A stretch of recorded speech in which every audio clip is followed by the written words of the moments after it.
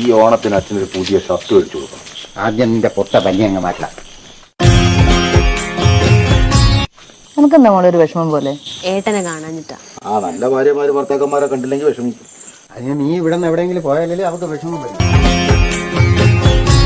അപ്പൊ നാളെ കാപ്പിക്ക് തരുതി. ആണുങ്ങൾക്കൊക്കെ ദോശയും പെണ്ണുങ്ങൾക്ക് പഴങ്കഞ്ഞി. അപ്പൊ എനിക്കാ?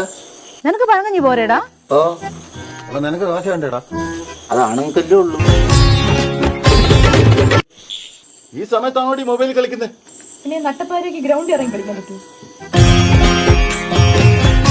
മോളെ,